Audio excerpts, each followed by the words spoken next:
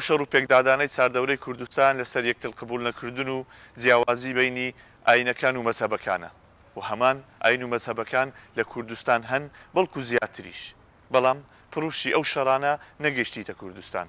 ئایا ئەوە پەیوەندی بە ئازادی ئاینی هەیە و ئایا ئازادی ئاینی هەیە لە کوردستان و چێ پەیوەندی نێوان دینەکان ڕێک دەخات لە کوردستان؟ هەندێک خەڵک بۆ چوونی جیاوازی هەبوو. بڕوا ناکەم هەبی ئازادی ئاینیم بەس لە تەلەڤیزۆنات دیتم ئەویش خەڵک لە تەلەڤیزۆنات کەڕی ئازادی ئاین دەردەڵێ گەنا لە وڵاتەکەی من ئازادی نییە. لۆ دەبی ئازادی ئاینی هەبی لە وڵاتەدا کە ئێمە زۆربەی لە وڵاتەدا مسلمانین. بە حکمیەوەی ئازادی هەیە میساڵەن لە دەری زەمانەوە تا ئێستا مەسیح و مسلمان پێکۆژیانە باشترین دەلیلیش ئەوەیە میساڵەن لە شوێسە لە ناو شاری لە ناو جەرگەی مسلمانان کەلیسا هەیە بڕۆ لە نزیک عنکاوەش مزگەفتی لێ هەیە و چ فەرق و جوایازیش نەبووە هیچ فەرق و جوایازیش ناکرێت. بالنسبة لآزادي أين كان شربت وزارة أوقاف هي ليرة وزارة أوقاف من لو رجعنا خدموها حتى موضوعي ويا دتوان كاكية كان دتوان يزيد كان دتوان أواني تكا بالنسبة إخوان وهمو بتن دواب كانوا مقرات يعني بي وشت يعني بي وبحرة إخوان يجبكن.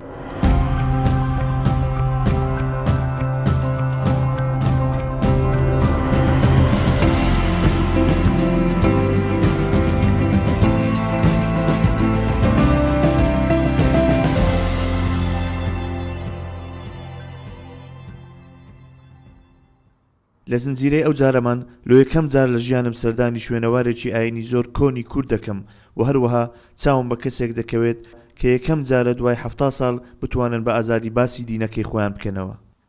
هاتم لە ئەوەی کاکمەریوان نەقشبەندی ببینم کە بەڕێوەبەری پەیوەندیەکانە لە نێوان ئاینەکانی کوردستان لە وەزارەتی ئەوقاف و کاروباری ئاینی.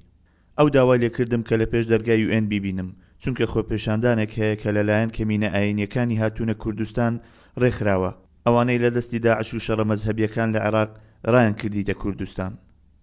خۆپیشاندانەکەیان ناڕەزایی بوو سەبارەت بە یاسایە کە لە پەرلەمانی عێراق دەرچووە سەبارەت بە ئاینەکان و پێیان وایە کە یاساکە دژی ئاینی ئەوانە لە عێراق. کاگمەریوان باسی چەند ئاین و بۆچوونێکی نوێی کرد کە تازە نوێنێراتیان لە وەزارەت لۆدانرایە. ویستم سەردانی ئەوان بکەم و پاش خۆپیشاندانەکە بێمەوەکن کاگمەریوان. هاتمە ئێرە لۆ ئەوەی چاوم بە کاک شێرزاد عومەر بکەوێت کە کوردێکی جووە و نوێنەری ئاینی جووە لە وەزارەتی ئەوقاف و کاروباری ئاینی لە کوردستان. لە ژووری هونەرمەند و مامۆستای کۆنی شاری هەولێر دانیال قەساب چاوەڕێی دەکردم کە کوردی جوو بوو. هاتنەوەینگۆ لەو کاتەی لە کوردستان معنای چییە لۆنگۆ؟ بۆ ئێمە زۆر شت دەگەێنێ بۆ ئێمە ئەوە دەگەێنێ کە کورد کەلتورێکی چەندە جوانی ئاشتی و بێکەوە ژیانی هەیە. بۆ ئێمە ئەوە دەگەێنی کە تا ئێستاکە ینی ئەو کەلتوری کە پێ دەڵێن کەلتوری تونند و تیژی لەخوا بە زیاد بێ نەگەیشتۆتە کوردستان کە کورد خەڵکی تر قبول نەکە مەزهەبی تر قبول نەکە ئاینی تر قبول نەکە بە پێچەوانەوە کورد بە هەموو ئاینەکان تۆ سەیرەکە ینی زۆر خۆشحاڵە. ئەوەش مانەوەیە کە کورد خۆی بە خاوەنی هەموو ئاینەکان دەزانێت. سەڵاتێک ئازادیتان هەیە لە کوردستان؟ بەڵێ ئێمە نزیکەی مانجیەکە نوێنەرایەتەکەمان ئیعلان کراوە لە هەموو ڕۆژنامە و گۆڤار و کەناڵەکان هیچ کاردانەوەیشی سلبیمان نبینیوە تا ئەو کاتێک کە من و تۆش قسەی تێدا دەکەین ڕوبەڕووی هیچ کێشە و گرفتێک نەبووینەوە بە پێچوانەوە ئێمە تەسەوڕ ئەومانە دەکرد ینی بۆمە سوپرایزێکی زۆر گەورە بوو لەلایەن خەڵکەوە پێشوازێکی زۆر گەرمانە بوو. خەڵکی خۆتانە کە کووردە؟ کورد بەڵێ کورد و غەیرە کورد ینی ئەوەیشی زۆر باش بوو پێشوازێکی زۆر جوان بوو. ئێمە کوردین ئیتر ئاینەکەی من و تۆ مسلمانی کوردی من کوردی جوما ئیتر دینەکەی کاتێک من و توی لێکتری جیان نەکردیتەوە بەڵام ئەوە سیاسەتە من و تۆ لێک جیا دەکاتەوە. دەرێن جوو ڕەزیلن ئەگۆ ڕەزیلن؟ ڕەزیلاتی جووی بەوەی بەو مانای نییە کە ئەتوو پارە پەرست بی بەڵکو بۆ مانایە کە پارەی حەز دەکە ئەتو پارەی حەز بکە کەواتە تو حەزت لە کار و کەسابەتە حەزت لە بیناکردنە حەزت لە ژیانە بەو مانای نییە کە ئەمن دڵم نییە ئەتوو داوت بکەم یان ئەتوو سەعات سێە تا ئێستا نانێکت نەداویتە من ینی کەواتە بۆ خۆت ڕەزیلی نەک ئێمە. هاتمە سلێمانی لۆ ئەوەی چاوم بە نوێنەری ئاینێکی کۆنی کورد بکەوێت کە تازە نوێنەراتیان وەرگرتووە لە وەزارەتی ئەوقاف وەک بیر و باوەڕ. هاتمە لای ئاوەتخان کە نوێنەری زەردەشتیەکانە لە وەزارەتی ئەوقاف و کاروباری ئاینی و لەوێشەوە هاتین بەرەو قسقاپان کە شوێنێوارەکی کۆنی زەردەشتیەکانە لە دووکان. بەڕاستی سەرسام بووم بەو شوێنە، ئەمن قەت ئەو جێگایام نەدیت بوو پێشتر، هەر نەمدەزانی کە جێگایکی ئەوها هەیە لە کوردستان. ئارامم نەمابوو ئەوەی کە زیاتر سەبارەت بەو شوێنە بزانم. کاک محەممەدیش لێرە چاوەڕێی دەکردین کە ئەویش ئەندامی ڕێکخراوی زەردەشتیەکانە لە کوردستان و شارەزایە لە مێژووی زەردەشتەکان. باش کاک محەممەدینی زەردەشتی چەند کۆنە؟ کۆنە وەکو پێم وتی ئەگەر تۆ بۆ 600 ساڵ پێش زین ینی 3500 ساڵ پێشانی. یعنی ئەو شوێنە ئێستا تەمەنی ئەوەندەیە؟ ئەم شوێنە زیاتریشی بۆ چاوەڕێکەکەم، بەڵام بەپێی زاناکان هەر ئەوەڵێن هەر لەو کاتایە لەو 3000 ساڵایە ئەوە لۆگۆکانیش دیارەکە ئەمە ئیسپاتێکە کە ئەمە شوێنێکی زەردەشتیە. کوتانیتان ئازاد بن دووبارە ئاینەکەی خۆتان دینداری خۆتان بکەن و دینەکە نوێ بکەنەوە. یاسای ژمارە 5مان هەیە، یاسای ژمارە 5ش دەلان لەوەکە باس لەوەکات کام کەس ئازادە ئەو دینێکی هەڵێبژێری لە کوردستانە ئەتوانێت پێڕەوی دین بکات. ئەشە لەو گرنگە ینی ئازادی ئاینی لێرە هەبی و بە یاسا ناویان بێن.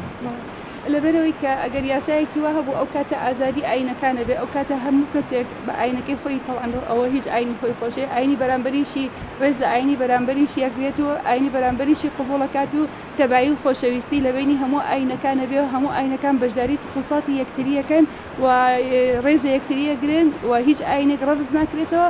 بۆ حکومەتیارێن کوردستان ئێستا بەم یاسای مادەی 5 کە دەری کردووە بەڕاستی خۆشەویستێکی یەکجار زۆر لە بینی ئاینەکان پێیا بووە، تەبایەکی یەکجار زۆر پێیا بووە و ئێستا بەتەمان هەموو ئاینەکان هەموو نوێنەرەکان ئەنجومەنێک دروستکەن پێک هاتبێ لە نوێنەری هەموو ئاینەکان بۆ حەلی کێشەکان و قسەکانیش هەموو بە یارمەتی یەکتری بەیەکەوە بکرێت. هەستم بە خۆشحاڵێکی زۆر کرد چونکە شتێکی نوێ سەبارەت بە وڵاتەکەم زانی. بە زۆر حەزم دەکرد کە ئەو نووسینانە لەسەر ئەو مێژوە کۆنە نەنووسرابە. دڵم لەو شوێنە بەجێما و بەڕێکەوتم بەرە وەزارەتی ئەوقاف و کاروباری ئاینی لە ئەوەی دووبارە چاوم بە کاک مەریوان بکەوێت و چەند پرسیارێکی سەبارەت بە ئازادی ئاینی لە کوردستان لێ بکەم. ئەوان لە وەزارەت کۆبوونەوەیان هەبوو کە نوێنەری هەموو ئاینەکانی تێدا بوو، پلانیان دادەنالۆ ئەوەی زیاتر لێک نزیک بنەوە. باش کاک مەریوان، بەڕسمی چەند ئاین و بۆچوونی جیاواز هەیە لە کوردستان؟ لە کوردستان تەنها دیانەت نییە، بیر و باوەڕیش ئاینیش هەیە، واتە ئاین هەیە و بیر و باوەڕی ئاینیش هەیە. ئەوانەی کە پێڵێن ئەدیانی سەماوی هەرسێکی هەیە لە موسڵمان، مەسیحی، جوو و لە بیر و باوەڕەکانیش کە لە لای هەندێک خەڵک ئەوانە بیر و باوەڕی ئاینی نەوەک ئاینێکی سربەخۆ، کاکەیەکان، سابیعی مەندایی، زەردەشتیەکان، بەهاییەکان. باشان دە خەڵک دەپرسی دەڵێ ئەمە کۆمەلگایەکی زۆرینە ئیسلامین، لۆ گرنگە ئازادی ئاینی هەبێ لێرە؟ ئێژگار سوودی هەیە. بنەماکانی دروستبوونی دەوڵەت لە هەموو شوێنێکی دنیا یەکی خاڵێکی سەرەکیان بابەتی ئازادی ئاینیە و دیموکراسیە. لەو چوارچێوەدا ئەم بابەتە زۆر گرنگە بۆ خەڵکی کوردستان. جگەلەوەش خەڵکی کوردستان پێش ئەوەی ئیسلامیان پێبگا پێش 1300-1400 ساڵ ئەوانە خەڵکی دینداری تریتیا بووە، لە مەسیحی، لە جوو، لە زەردەشتی، لە بەهایی، ئەمانە هەبوون لێرە. واتە ئەو ئاینانە ئاینی تازە نین، ئیسراتکراو نین، بەڵکو ئاینی ڕەسەنی ئەم وڵاتەن.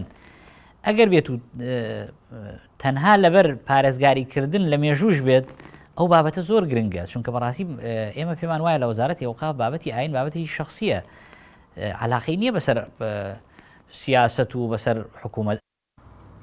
باشە ئەو یاسایانە چنە لە کوردستان دەرچوینە لۆ ئەوەی ئازادی ئاینی بچەسپێ لە کوردستان؟ دوو یاسا هەیە بە ڕسمی کە وەزارەتی ئەوقاف پشتی پێبەسێ بۆ ڕێخستنی کاروباری ئاینی. یاساکان یاسای ژمارە 11 ساڵی 2007 کە لە پەرلەمانی کوردستان دەرچووە. ئەو یاسایە کە ئێمە ئیسەکاری لەسەرەکەین. وەزارەتی ئەوقاف لەسەری دروست بووە و ناوی وەزارەتی ئەوقاف و کاروباری ئاینیە. یاسای ژمارە 5 کە ئەم ساڵ دەرچووە ساڵی 2015 و لە مانگی 4 دەرچووە، لە مانگی 5 سەرۆکی هەرێمی ئیمزای کردووە. بەپی ئەو یاسایە کە یاسای مافی پێکاتەکانە ئازادیەکی تەواو کە ئەتوانم بڵێم تقریبەن وەکو ئەو ئازادیەیە کە لە زۆربەی وڵاتانی پێشکەوتوو لە ئەوروپاش هەیە، ئازادی دراوە بە هەموو بیر و باوڕ و ئاینەکان بە ئەگەرچی ناوی نەهاتووە یعنی ناوی بۆ سیغەیە نەهاتووە بەڵام بە گۆڕینی دینیشەوە کە ئەوە بەڕاستی لە هیچ وڵاتێکی ئیسلامیە لە یاساکانی شتیوایتیانە ئەوەی جێگەی دڵخۆشیە هەر 111 ئەندام پەرلەمانەکەی کوردستان دەنگیان بۆ داوە. باشە کاکە زۆر زۆر دەست پێشوی زۆر زۆرم سپاس بۆ کات. یاسای گرنگمان داناوە لە ڕۆژهەڵاتی ناوەڕاست وەکو کورد بە کۆبوونەوەکان بەردەوام بوون لۆ دروستکردنی ڕێگای باشتر و نوێ لە نێوان ئاینەکان لە کوردستان.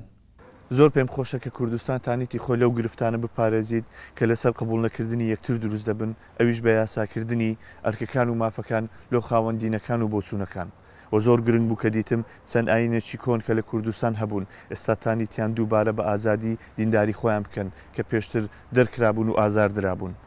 ئەو قسەشم زۆر لاباش بوو کە گوتیان دین بۆ خودا و نیشتیمان بۆ هەمومان بەنیازی دیدار.